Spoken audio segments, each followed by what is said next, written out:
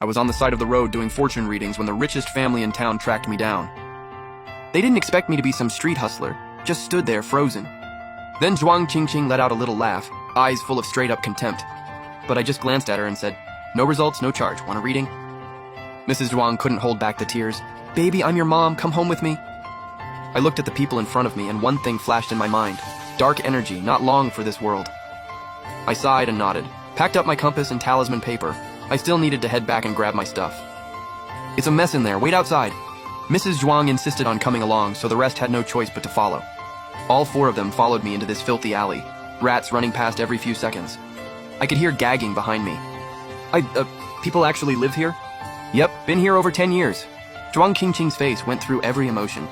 I ignored her and kept walking. We walked up to a small door. I pushed it open.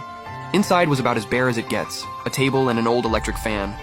I pulled my clothes out of the cabinet while Zhuang Qingqing covered her nose like she was disgusted. "Why do you even want those rags? We'll buy you new ones back home." I was about to say something when a whole crowd of people stormed in and surrounded the Zhuang family. "You better treat Bifan right. This kid's been through a lot. Y'all clearly got money, right? Why'd it take this long to come find him? Heard you got an adopted son, too. Who knows how he's gonna treat Bifan?" These neighbors and my mentor were the ones who raised me. I was leaving and they were happy for me. But you could see the hurt, too.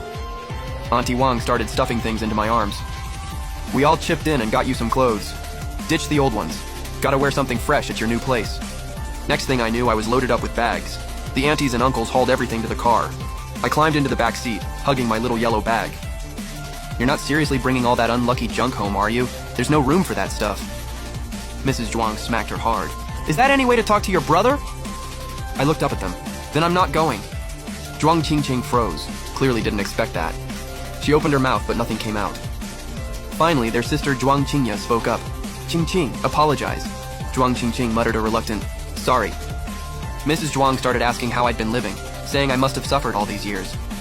Honestly, the phrase birth parents felt pretty foreign to me. I didn't even have adoptive parents. When traffickers nearly broke my arm, it was my mentor who shoved them off and pulled me out. I looked over at Zhuang Sunzi, who wouldn't stop sobbing. "Is he a Zhuang too? You just got here and you're already trying to kick Sunzi out?" "Even now that you're back, we're not sending Sunzi away. He's been with us for years. We've got a bond with him. We'll treat you like family too. Just don't come in here going after Sunzi." "I'm sorry, bro. I don't even understand how any of this happened. If you don't want me around, I can move out." I looked at each of their faces one by one.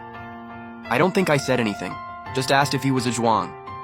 That's when they realized they'd overreacted. Mrs. Zhuang quickly stepped in. "Sunzi is the baby who got switched with you.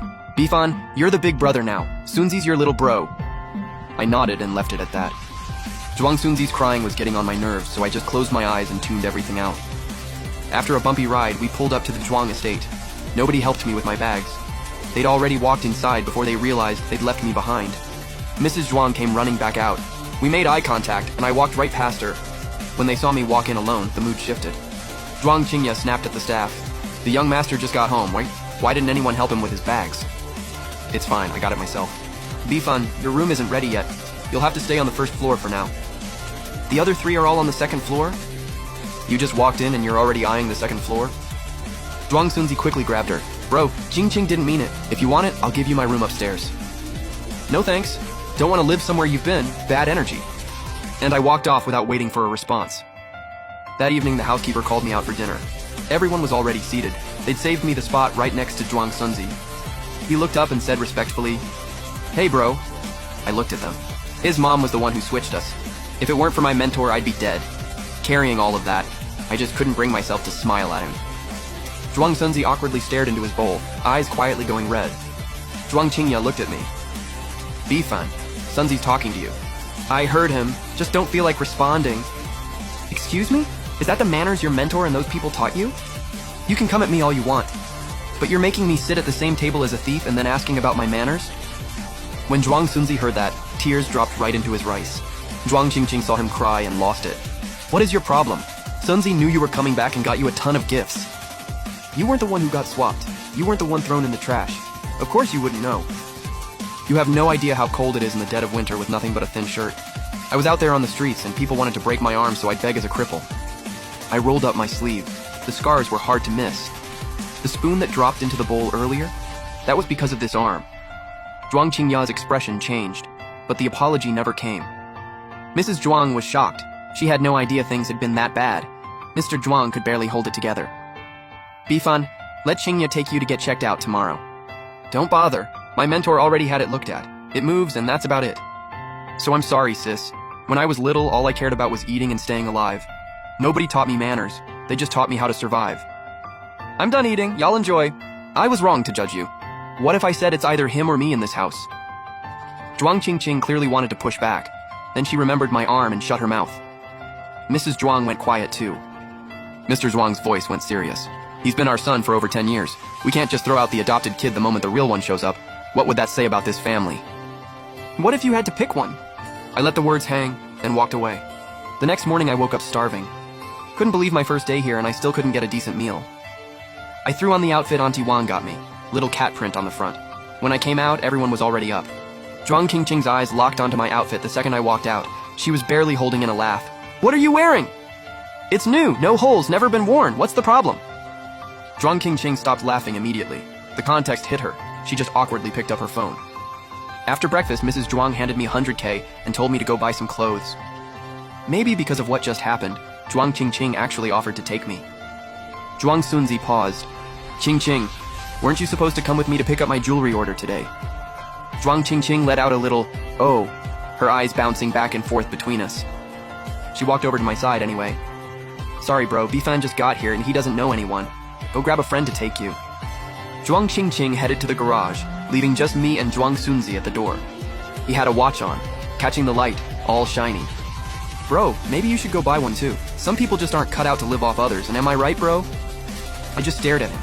Didn't say a word. He got creeped out, muttered bad luck, and left. Zhuang Qingqing pulled up in the car, saw me still standing there, and I don't know what came over her, actually got out and opened the door for me.